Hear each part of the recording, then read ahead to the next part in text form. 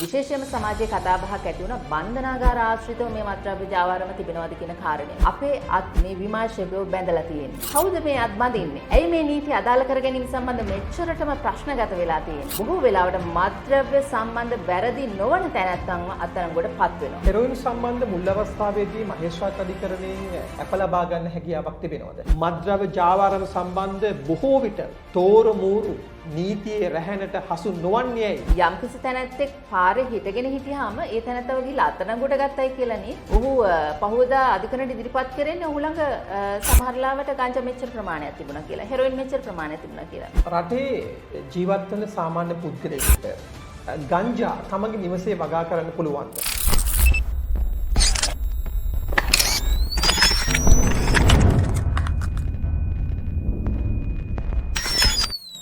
නීති විරෝධී මත්ද්‍රව්‍ය නිසා සමාජයට විශාල බලපෑමක් ඇති වෙනවා.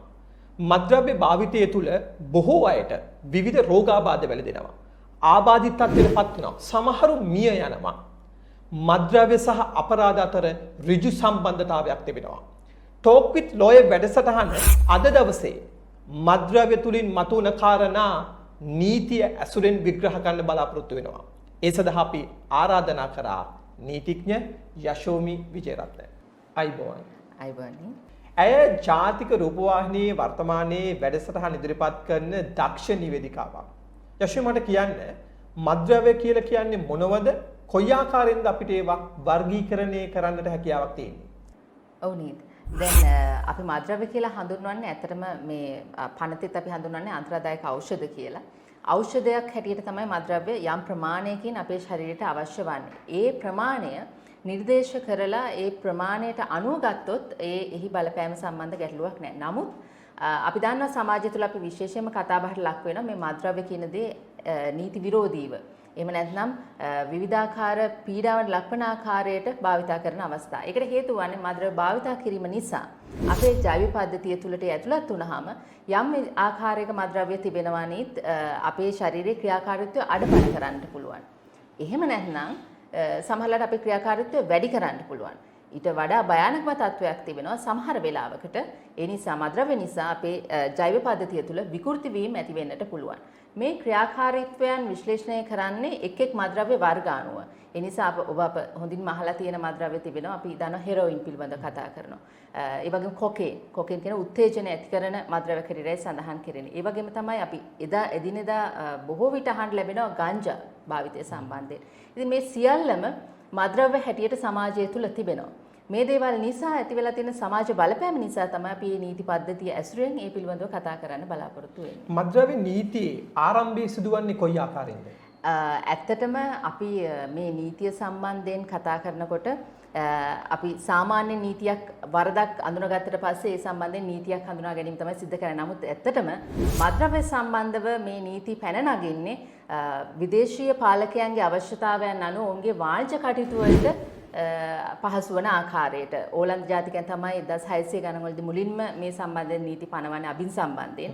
පසුව ඉංග්‍රීසි ජාතිකයන් විසින් 1929 දී තමයි අපිට මේ අද අපි පාලනය කරන මේ මත්ද්‍රව්‍ය සම්බන්ධව ගෙනත් තියෙන පනත් ආඥා පනත ගෙනෙන්න ඔවුන් සූදානම් වෙන්නේ. නමුත් ඒ ඇත්තටම ක්‍රියාත්මක වෙන්නේ 1936 ඉඳලා.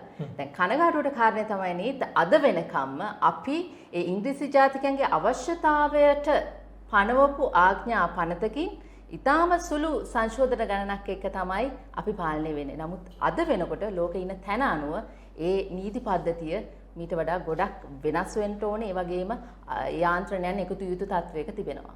1984 අංක 13 දරන විෂ වර්ග අබින් අන්තරාදායක ඖෂධ පනතෙන් ඇතිවෙච්ච මූලික වෙනස්කම් මොනවාද? ඇත්තටම දැන් අපි දන්නවා අපේ රටටත් විවෘත ආර්ථිකයේ බලපෑම ලැබිලා ඊතරම් කාලයක් නෑ ওই පනත සංශෝධන සිද්ධ වෙනකොට. ඒකට හේතුව වෙන්නේ ජාත්‍යන්තරයත් එක්ක සම්බන්ධ වෙන විට මේ මත්ද්‍රව්‍ය කියන දෙයටත් යම්කිසි එහි කියන්නේ ප්‍රචාරය වැඩිවීමක් සිද්ධ වෙනවා. ඉතින් ඒ පාලනය කර ගැනීම සඳහා සංශෝධන අවශ්‍ය වෙනවා. විශේෂයෙන්ම ජාවාරම සම්බන්ධ කාරණාවෙහිදී ඉස්මතු වෙනවා. ඒ වගේම ඊට පෙර නීති පද්ධතිය තුළ තිබුණේ නැහැ මරණීය දඬනය සහ ජීවිතාන්තය දක්වා සිර දඬුවම කියන කාරණේ. ඒ කාරණේ ඇතුළත් වෙන්නේ මේ පනතෙන්. ඒකට හේතුව වන විශේෂයෙන්ම අපි සාමාන්‍යයෙන් දන්න දේ තමයි සමාජය දැනගත යුතු දේ තමයි හෙරොයින් සම්බන්ධයෙන් ග්‍රෑම් 2කට වඩා වැඩි ප්‍රමාණයක් තිබෙනවා නම් ඒ අවස්ථාවකදී ඔවුන්ට අනිවාර්යෙන් මරණ දඬුවම හිමි වෙනවා. ඒ වගේම එහෙම නැත්නම් ජීවිතාන්ත දක්වා සිර දඬුවම. ඒ වගේම කොකෙන් සම්බන්ධයෙන්ුත් මේ ආකාරයට එක් නිර්ණායක තිබෙනවා. අභිජ සම්බන්ධ ග්‍රෑම් 500ක් මේ ආකාරයට නිර්ණායක තිබෙනවා. මේ නීති පද්ධතිය ශක්තිමත් කිරීමක් තමයි මේ සංශෝධනය හරහා සිද්ධ කෙරුණේ. ඒක හෙරොයින් යම්කිසි කෙනෙක් ළඟ තියාගෙන අත්අඩංගුවට ගත්ත පස්සේ ඔහු ගාව යම්කිසි ප්‍රමාණයක් තිබෙනවා. ඒතර ඒ ප්‍රමාණයටද නඩු පැවරීමක් කරන්නේ නැත්නම් ශුද්ධබර කොයි ආකාරයෙන්ද ගන්නේ කිරීමක් කරන්නේ? ඔව් දැන් මෙහෙමයි. වැටලීමක් සිද්ධ කිරීමකදී යම් ප්‍රමාණයක් සන්තකයේ තිබිලා පුජ්‍යලයක් ළඟ තිබිලා අතනකොට ගන්න පුළුවන්. මේ එක් මද්‍රව්‍ය අනුවත් වෙනස් කිරීමකට ලක් කරන්නේ මේ අපි කලින් කතා කරපු පනත හරහා. ඉතින් දැන් ඒ ගන්න ප්‍රමාණය පසු අවස්ථාවකදී හෙරොයින් කොකේන් මේ ඕනෑම මද්‍රව්‍ය සම්බන්ධව පසු අවස්ථාවකදී රස පරීක්ෂකවරයාගේ විශ්ලේෂණය සඳහා යොමු වෙනවා. එහි වාර්තාව පැමිණියාට පස්සේ තමයි තීරණය කරන්නේ ශුද්ධ බර ප්‍රමාණය කොච්චරද කියලා. දැන් බර ප්‍රමාණය අපි දැනගන්නේ අතන ගන්න අවස්ථාවේදී අපි ළඟ තිබෙන සම්පත් වලින් මේ විමර්ශන නිලධාරීන් කරන පරීක්ෂණ අනුව උන්ට ඒ සඳහා බලතල තිබෙනවා. නමුත් රස පරීක්ෂකවරයා තමයි හරියටම කියන්නේ කොච්චර ප්‍රමාණයක් ඒ සැකකරු භාරයේ තිබුණාද කියලා. ඒ අනුව තමයි ඉදිරි නීතිපති දෙපාර්තමේන්තුවේ මැදිහත් වීම සහ අධිකරණවල මැදිහත් වීම සිද්ධ වෙන්නේ. නමුත් නීති අපි පැහැදිලි කර ගන්න ඕනේ ගංජා සම්බන්ධයෙන් අපිට බර ප්‍රමාණය වෙනස් වීමක් බලාපොරොත්තු වෙන්නේ නැහැ. එහිදී හුඟක් වෙලාවට ඒ අතරඟුඩ ගන්නා ප්‍රමාණයේ තිබෙන ශාක වර්ගය කුමක්ද කියන කාරණය තමයි විශ්ලේෂණයට ලක් වෙන්නේ. නීති විරෝධී මද්‍රව්‍ය ජාවාරම්කරුවන් නීතිය රැහැනට හසු කර ගැනීමට අපගේ නීති පද්ධතියේ කොතරම් දුරට ශක්තිමත්ද? දැන් මේ ගැටලුව අපි කතා කරනකොට ඒක ගැටලුවත් එක්ක සමාජමය කාරණා, දේශපාලන කාරණා, සමහර වෙලාවට ජාත්‍යන්තර සම්බන්ධ කාරණාත් අපිට කතා කරන්න සිද්ධ වෙනවා. ජාවාරම කියන කාරණය එක් පුජ්‍යලයක ළඟ තිබෙන ඉතා සුළු මද්‍රව්‍ය ප්‍රමාණයකින් අපිට නිර්ණය කරන්න බෑ. ජාවාරම කියන කාරණයට එය ගබඩා කිරීම, නිෂ්පාදනය කිරීම, බෙදා හැරීම, ප්‍රවාහනය, යම් අයෙකුට දීම, යම් අයෙකුන් ගැනීම මේ කියන කාරණා සියල්ලක්ම ඇතුළත් වෙනවා. ඉතින් නමුත් අපි දකිනවා ඉතා විශාල ප්‍රමාණවලින් මද්‍රව්‍ය අත්අඩංගුවට ගැනීම සිද්ධ වෙනවා. නමුත් ජාවාරම් කරුවන් කියන්නේ කවුරුන්ද කියන කාරණය බොහෝ වෙලාවට සමාජයේ ඉස්සරහට එන්නේ නැහැ. මොකද එයින් එහාට විමර්ශන කටයුතු වලදී ඔවුන්ට විවිධාකාර රැකවරණයක් ලැබෙනවා. ඔවුන් සමහර වෙලාවකට ඔවුන් පාතාලය සමග සම්බන්ධයි. සමහර වෙලාවකට ඔවුන් ජාත්‍යන්තරයේ විවිධ බලවත් රටවල් එක්ක සම්බන්ධයි. මෙන්න මේ ගැටලුව නිසා සහ ඔවුන් ක්‍රියාත්මක වන ස්ථාන පිළිබඳව විමර්ශන නිලධාරීන්ට යන්නට තියෙන අවකාශය, තාක්ෂණික දෝෂ මේ සියලු කාරණාත් එක්ක නඩු හබවලදී අවසානයේදී ඔවුන් නිදොස්කරුවන් හැටියට සමාජගත වෙනවා. යශෝමි මේ නීති විරෝධී මද්‍රව්‍ය සහ අපරාධ අතරේ තියෙන සම්බන්ධතාවය කුමක්ද? ඒ පැහැදිලි සම්බන්ධතාවයක් තියෙනවා. අනිවාර්යයෙන්ම. ඒකට හේතුව වෙන්නේ අපි දන්නවා මද්‍රව්‍ය කියන දෙයට යම් මිලක් තිබෙනවා. දැන් අපි කතා කරන මද්‍රව්‍ය අපි කොටස් කීපයකට වෙන් කරා, වර්ගීකරණය කරා. ඒ අවස්ථාවේදී අපි දැක්කා සමහර මද්‍රව්‍ය වලින් කෙනෙක්ගේ ජීවන රටාව අඩපණ කරනවා කියන කාරණය තමයි අපි අඳුරගත්තේ. ඒ අනුව එයාට ආර්ථික තත්වයට සක්‍රියව දායකත්වයක් දැක්වීමේ හැකියාවක් නැතුව යනවා. නමුත් තව කෙනෙක් ඉන්නවා මේ සම්බන්ධව උත්තේජනයක් ලැබිලා ඔහුගේ ක්‍රියාකාරීත්වය වැඩි වෙනවා. සමහරවිට ඔහු විකෘති ආශාවන් වලට ලක් වෙනවා. මේ සියල්ල හරහා ඔහු සමහරවිට මායාකාරී තත්වයන් වල ජීවත් වෙනවා කියලාත් අපි අඳුනා ගන්නවා. මේ දේවල් හරහා අපරාධ අංශ කිහිපයකින් වැඩි වර්ධනය වෙන්නට පුළුවන්. එකක් තමයි ඔහුගේ ආර්ථික තත්ත්වය දුර්වල වුණොත් ඔහු ජීවත් වෙන්නට ක්‍රමයක් නැති නිසා සොරකම්, වෙනත් ආකාරයක මංකොල්ලකෑම් මේ සියල්ල සම්බන්ධයෙන් ඔහුගේ දායකත්වය ලැබෙන්නට පුළුවන්. ඒ වගේම තමයි ඔහු මේ මායාකාරී තත්වයකට හෝ විකෘති වීමකට ලක් වුණොත් ඒ ඔස්සේ ඔහු ඊ타මත්ම අමානුෂිකාකාරයේ එහෙම නැත්නම් මේ සමාජය පිළි නොගන්න ආකාරයේ අපරාධවලට දායකත්වය දක්වන්නට පුළුවන්. මේ දෙකෙන්ම සමාජ පිරිහීමක් ඒ වගේම අපරාධ වැඩිවීමකට අනිවාර්යයෙන්ම හේතුවක් වෙන්නට පුළුවන්. නීති විරෝධී මද්‍රව්‍ය නිසා ලෝකේ පුරා මිලියන 7කට ආසන්න ප්‍රමාණයක් ආබාධිත තත්ත්වයට පත් වෙනවා. විශේෂයෙන්ම 4න් 1ක ආසන්න ප්‍රමාණයක් මේ නීති විරෝධී මද්‍රව්‍ය නිසා මිය යනවා. රශ්මි මට කියන්න අද ලංකාවේ මේ නීතිරෝධී මත්ද්‍රව්‍ය භාවිතා කරන කොපමණ ප්‍රමාණයක් වාර්ෂිකව නීතිය රැහැනට හසු කරගන්නට අපිට හැකියාවක් තිබෙනවද? ඔව් අපි අධ්‍යයනය කරලා බැලුවොත් ඇත්තටම රක්ෂිත බන්ධනාගාර ගතවන ප්‍රමාණය සලකලා බැලුවොත් අත්අඩංගුවට ගැනීම පිළිබඳව කතා කරලා බැලුවොත් ලක්ෂයකට ආසන්න පිරිසක් සාමාන්‍යයෙන් අත්අඩංගුවට ගැනෙනවා. ඒ වගේම රක්ෂිත බන්ධනාගාර ගතවන පිරිස ප්‍රමාණය බැලුවොත් වසරකට සාමාන්‍යයෙන් 12000කට ආසන්න ප්‍රමාණයක් රක්ෂිත බන්ධනාගාර ගත වෙනවා. නමුත් මේ බරපතලම කාරණය තමයි මේ 50% හෙරොයින් සම්බන්ධයෙන්. ඒ කියන්නේ අපි මේ කතා කරන මරණීය දඬුවම නියම කරලා තිබෙන ජීවිතාන්ත දක්වා සිර දඬුවම් ලැබිය හැකි අපදීම පිළිබඳ ඉතාමත්ම අවිනිශ්චිත තත්වයන් තිබෙන දේ සම්බන්ධයෙන් ඔවුන් අත්අඩංගුවටපත් වෙනවා. මත්ද්‍රව්‍ය වලට අත්අඩංගුවට ගන්න සියලු දෙනාම මත්ද්‍රව්‍ය දුර්භාවිතා කරන්නන්ද? නැහැ නේද? ඇත්තටම ප්‍රායෝගිකව නීතිඥවරු හැටියට අපි අධිකරණයේ කටයුතු කරන විට මේ ප්‍රායෝගික මේ අත්දැකීම ලබනවා.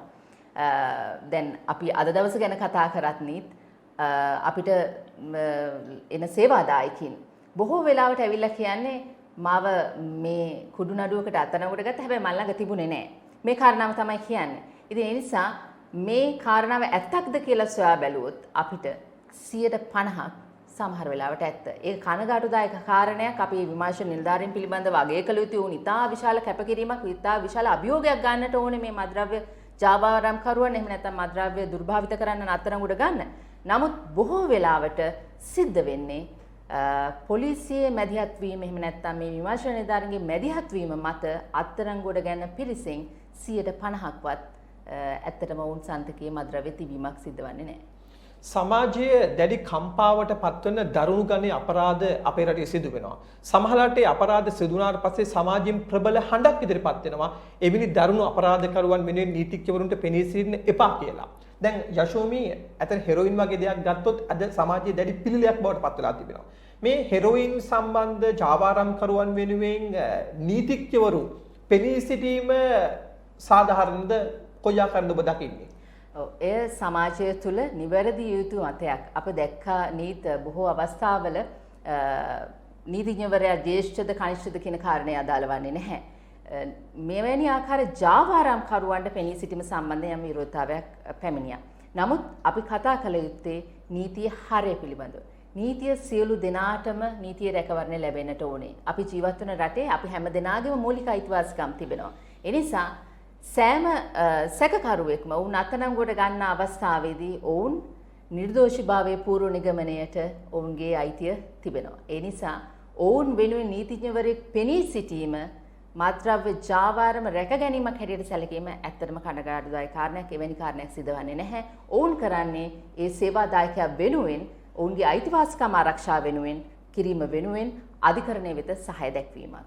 සමාජයේ බහුලව අසුවන මද්ද්‍රව්‍යයක් විදියට හෙරොයින්, කොකේන් වැනි දේවල් අපිට හඳුන්වන්න පුළුවන්. දැන් අපි බලාපොරොත්තු වෙනවා සාකච්ඡා කරන්නට මේ නීති විරෝධී මද්ද්‍රව්‍ය සහ අධිකරණය අතර තියෙන සම්බන්ධතාවය. යක්ෂුමි මට කියන්න මද්ද්‍රව්‍ය චෝදනාවට යම්සි කෙනෙක් අපිට මේ හෙරොයින් යම්සි ප්‍රමාණයක් ළඟ තබාගෙන පොලිසිය ඔහු අත්අඩංගුවට ගත්තට පස්සේ පළමුව ඔහු ඉදිරිපත් කරන්නේ කොයි අධිකරණයටද? ඔව් ඒ අනිවාර්යයෙන්ම මහේස්ත්‍රාත් අධිකරණයකට තමයි මුල් අවස්ථාවේදී ඉදිරිපත් කරන්නේ. මේ ප්‍රමාණය අනුව ඔවුන් ඉදිරිපත් කරන වගන්තිය තීරණය වෙනවා. මේ ඊටාම වැදගත් කාරණාවක් අපි මතු කරගත යුතු. අප දන්නවා මේ පනත්වල තිබෙන වගන්තීන් ක්‍රියාත්මක කිරීමේ මූලික අවස්ථාව ලැබෙන්නේ එම මද්ද්‍රව්‍ය සම්බන්ධව ක්‍රියාත්මක වෙන විමර්ශන නිලධාරීන්. මේ පොලිසිය විතරක් නෙවෙයි, මේ සම්බන්ධ විවිධ ආයතන තිබෙනවා.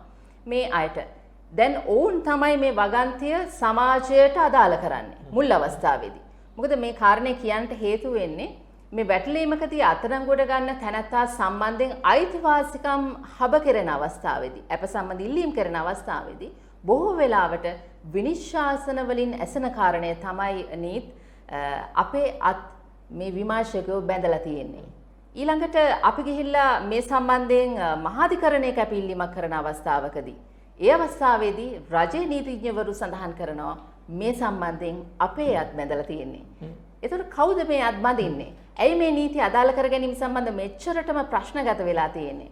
ඒකට හේතුව වෙන්නේ අපි අර කලින් කතා කරා වගේ අත්අඩංගුවට ගන්න සියලු දෙනාම අපි නිර්දෝෂීභාවයේ පූර්ව නිගමනය සහිතවයි ඔවුන්ගේ පිළිබඳව කතා කරන්න ඕනේ, කටයුතු කරන්න ඕනේ. ඒ නිසා බොහෝ වෙලාවට මත්ද්‍රව්‍ය සම්බන්ධ වැරදි නොවන තැනැත්තන්ව අත්අඩංගුවට පත් වෙනවා. එතකොට ඒ අය සම්බන්ධයෙන් අධිකරණ ක්‍රියාවලිය තුල සාධාරණ ඉෂ්ට කරගන්නට ඉල්ලීම් ඉදිරිපත් කරන අවස්ථාවේදී ඒ නීතිය වැරදි විදිහට යොදාගෙන තිබුණොත්, කියන්නේ මූලික විමර්ශන නිලධාරීන් වැරදි පුජ්‍යලයෝ වැරදි චෝදනා මත සන්තකේ නොමැති අවස්ථාවල අත්අඩංගුවටගෙන තිබුණොත් ඔවුන් සම්බන්ධ නීතා විශාල අගතියක් සමාජයට සිද්ධ වෙනවා. හෙරොයින් සම්බන්ධ මුල් අවස්ථාවේදී මහේස්ත්‍රාත් අධිකරණයෙන් අප ලබා ගන්න හැකියාවක් තිබෙනවද? ඔව්. ඒ සම්බන්ධව ප්‍රමාණ නිර්ණය කරලා තිබෙනවා පනතේ. ඒ අනුව මුල් අවස්ථාවේදී මහේස්ත්‍රාත් අධිකරණයෙන් අපීල්ලීම් සිදු කරන්නත්, ඒ වගේම මහේස්ත්‍රාත් අධිකරණයේදී ඒ සම්බන්ධ චෝදනා පත්‍ර ගොනු කරලා වරද බාර අරගෙන ඒ සම්බන්ධව සිරදඬුවම් හෝ එහෙම නැත්නම් දඩමුදලක් නියම කිරීමේ හැකියාව තිබෙනවා. නමුත් සාමාන්‍යයෙන් අපි මේ විශේෂයෙන්ම කතා කරන ජාවාරම සම්බන්ධව සහ 1984 දී ගෙනා පනතේ ගෙනා සංශෝධනයේදී බලාපොරොත්තු වුණු දේ තමයි මහාධිකරණයට තමයි සුවිශේෂී බලතල තිබෙන්නේ. සුවිශේෂී කරුණු සලකලා බලලා මේ ජාවාරම සම්බන්ධව සම්බන්ධ පුද්ගලයන්ට අප ලබා දීමට ඒ ප්‍රමාණය විශේෂයෙන් වැදගත්. අනිවාර්යයෙන්ම හෙරොයින් ග්‍රෑම් එකකට වැඩි අවස්ථාවකදී මහාධිකරණයෙන් තමයි අප ඉල්ලීම සිද්ධ කරන්නේ. එය මහේස්ත්‍රාත් අධිකරණයෙන් අප ලබා ගැනීමට හැකියාවක් නැහැ. හැකියාවක් නැහැ. ඒ නිසා ඒ තත්ත්වය සම්බන්ධ සුවිශේෂී කරුණු ගෙනීමක් අවශ්‍යයි ගරු මහාධිකරණයට. ඒ සම්බන්ධ අදටත් නීත්‍යානුකූලව කියා නැහැ කොහෙදවත් තැනක මේ පුජ්‍යලයක් කොතරම් කාලයක් විමර්ශන සඳහා තබා ගත යුතුද, කොතරම් කාලයකට පස්සේද ඔහුට අප ලැබෙන්නේ, එවැනි ආකාරයේ නිර්ණායක නැහැ. ඒ සම්බන්ධයෙන් සුවිශේෂී කරුණු කියන කාරණේ සම්පූර්ණ අභිමතය ගරු මහාධිකරණයට ලබා දී තිබෙනවා. ඒකම ශමි සමාජයෙන් ප්‍රබල හඬක් තිබෙනවා. මත්ද්‍රව්‍ය ජාවාරම සම්බන්ධ බොහෝ විට තෝරු මූරු නීතියේ රැහැනට හසු නොවන්නේයි. ඇත්තට මොකද්ද මෙතන සිදු වෙන්නේ?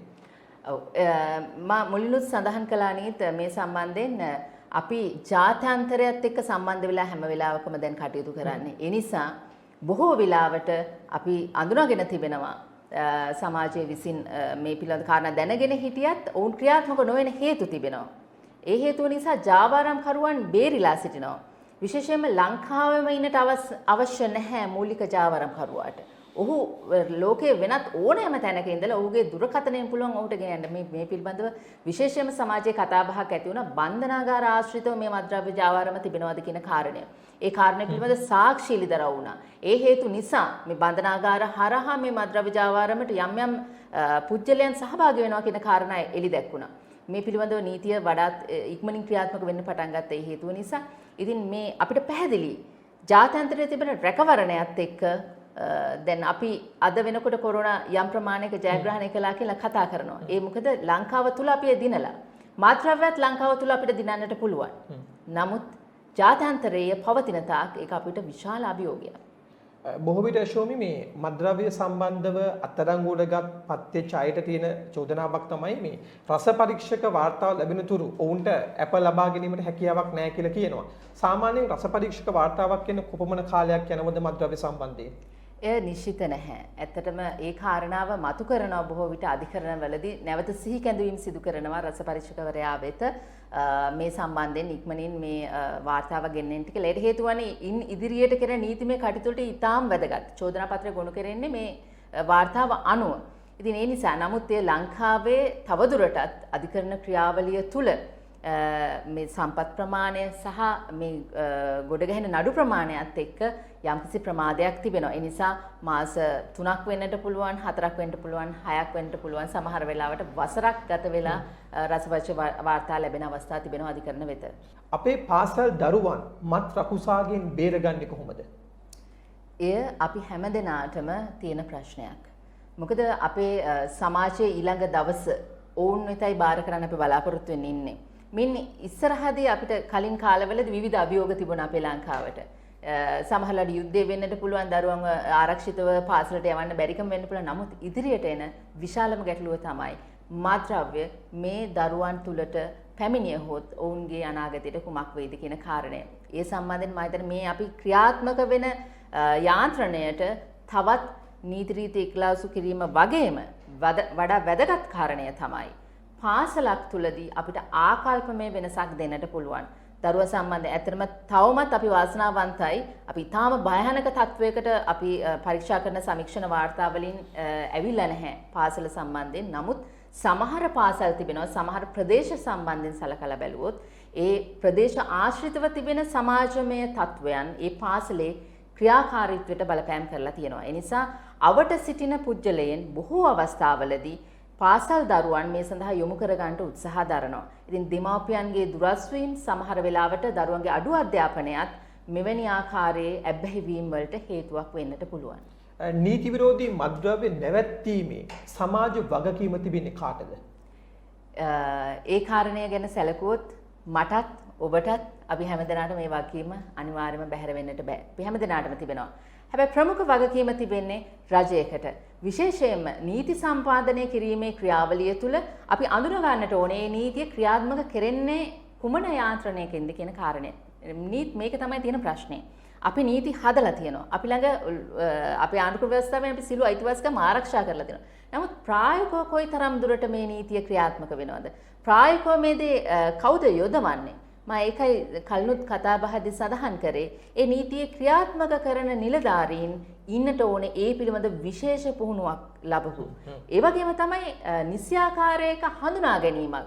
දැන් යම්කිසි තැනැත්තෙක් පාරේ හිටගෙන හිටියාම ඒ තැනැත්තව ගිහලා අත්අඩංගුවට ගත්තයි කියලා නීත් ඔහු පහුවදා අධිකරණයට ඉදිරිපත් කරන්නේ ඔහු ළඟ සමහර ලාවට ගංජා මෙච්චර ප්‍රමාණයක් තිබුණා කියලා, හෙරොයින් මෙච්චර ප්‍රමාණයක් තිබුණා කියලා.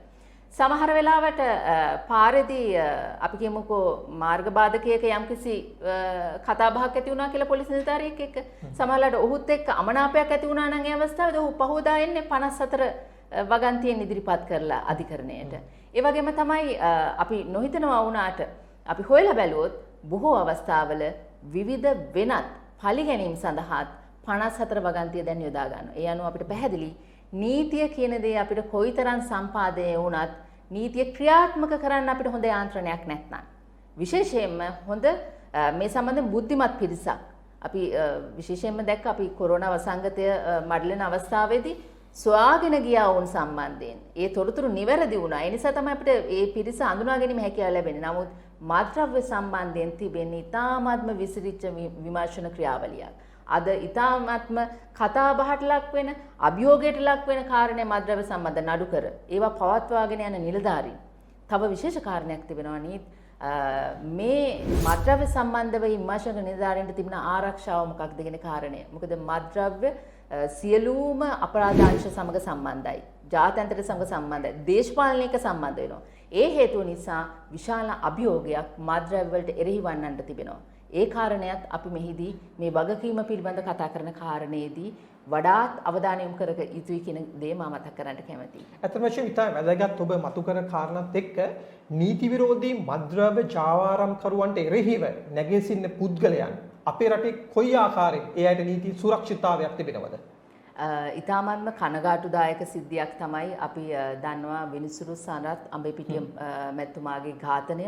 ඔහු මහාධිකරණයේදී Taman ඒ මද්‍රව්‍ය සම්බන්ධ තීන්දුව ලබා දුන්නට පසුව ඔහුගේ ජීවිතයෙන් මේ සම්බන්ධයෙන් වන්දි ගෙවනවා. ඉතාමත්ම අප ලැජ්ජාවට පත් යුතු කාරණයක් ඒ ආරක්ෂාව සම්බන්ධයෙන්. අදටත් තිබෙන වින්දිතයන් සම්බන්ධයෙන් සාක්ෂිකරුවන් ආරක්ෂා කිරීම සම්බන්ධයෙන් අපි පනත් ගෙනල්ලා තිබෙනවා.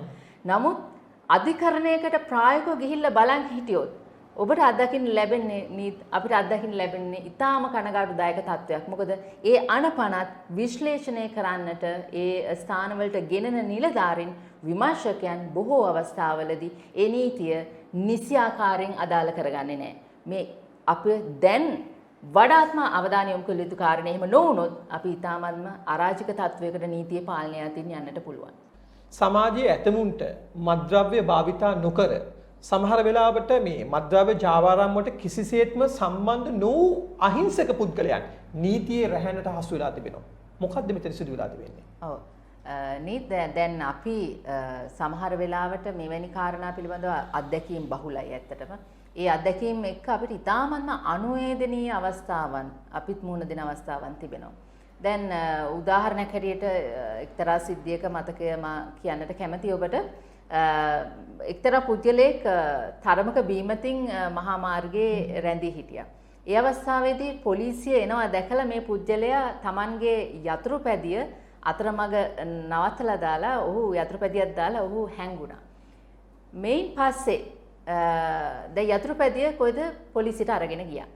දැන් පහුවදා පොලිසියෙන් පණිවිඩය ලැබුණා තමුන්ගේ යතුරුපැදිය තියෙන පොලිසියේ. ඇවිල්ලා පොලිසියට ඇවිල්ලා යතුරුපැදිය අරගෙන යන්න පුළුවන්.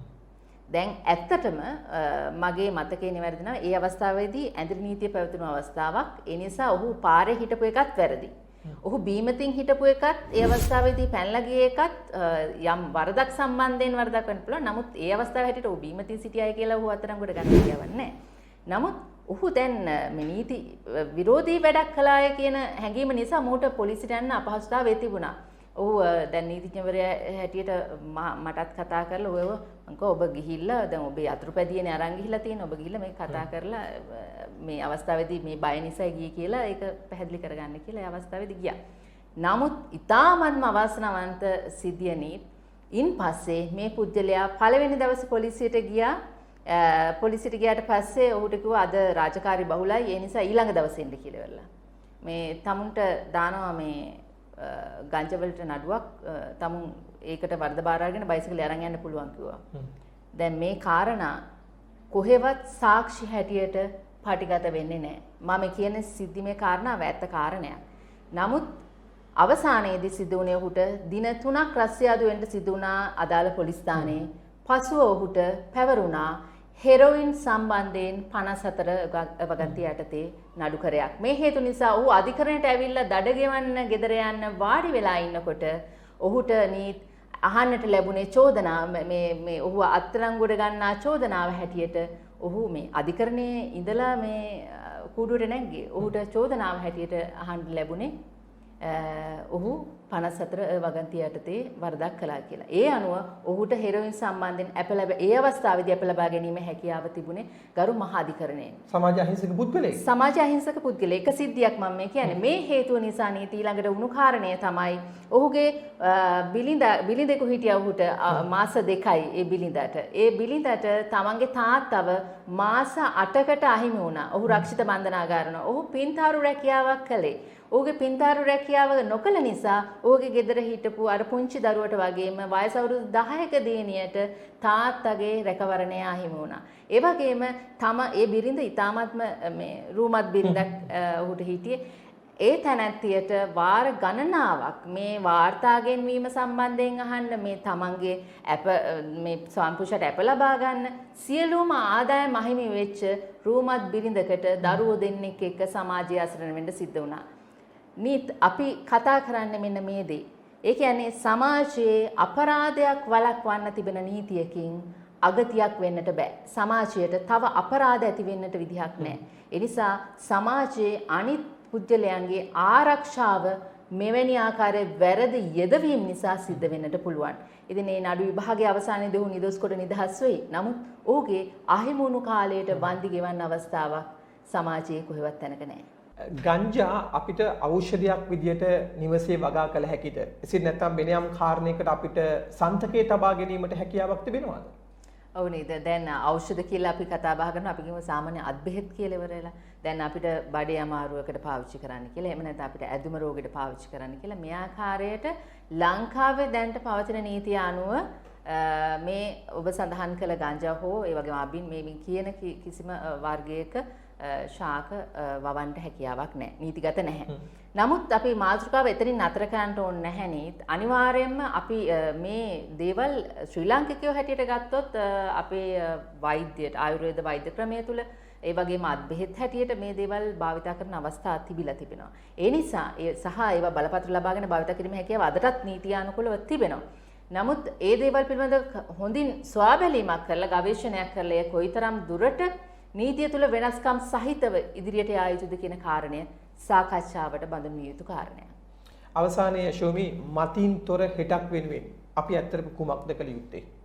ඕනෙත් අපි පාසල් යන කාලේ ඉඳලම බලාපොරොත්තු වුණේ හැමදාම හෙට දවස ලස්සන වෙන්න කියන කාරණය. ඉතින් ඒ වෙනුවෙන් අපි මාද්‍රව්‍ය වලට එරෙහිව මෙවැනි ආකාරයේ සමාජ ව්‍යවසයන්ට එරෙහිව නීතිඥවරු හැටියට විශාල කාර්යභාරයක් අතීතයේ ඉඳලා කරලා තිබෙනවා. ඉතින් අපි ඉදිරියටත් අපි බලාපොරොත්තු වෙන්නේ එවැනි යාන්ත්‍රණයක් තුළ අපේ දායකත්වයේ උපරිමයෙන්ම ලබා දෙන්නටත් ඒ වගේම තමයි මේ ව්‍යවස්ථාදායකය තුලින් ඒ පැනවෙන නීති නිසියාකාරව ක්‍රියාත්මක වෙනවාද කියන කාරණය පිළිබඳව නිසියාකාරයකින් ඇගයීමක් සොයා බැලීමක් සිද්ධ කරන යාන්ත්‍රණයක් සකසා ගැනීම. ඒ තුළින් තමයි අපිට හෙට දවසේදී මතින් තොර රටක් ලබා ගැනීමේ හැකියාව තිබෙන්නේ. ටෝක් විත් ලෝයේ වැඩසටහන පිළිබඳ ඔබේ අදහස් යෝජනා චෝදනා තිබෙනවා නම් ඔබට පුළුවන් අපි නිර්තා ප්ලස් YouTube channel එකට ලයික් එකක් කමෙන්ට් එකක් දාන්න හැකියාවක් තිබෙනවා. අපි ඉදිරියේදීත් බලාපොරොත්තු වෙනවා මෙවැනි කාරණා සම්බන්ධයෙන් ඔබත් එක්ක සාකච්ඡා කරන්න බලාපොරොත්තු වෙනවා. අද දවසේ සාකච්ඡාවට පැමිණි නීතිඥ යශෝමි විජේරත්න මහත්මියට ස්තුතිවන්ත වෙනවා. එසේනම් අපි ලබන සතියේ තවත් අලුත් වැඩසටහනකින් සම්බන්ධ මේ බලාපොරොත්තු වෙමින් ඔබෙන් සමුගන්නවා. ආයිබෝවන්. ආයිබෝවන්.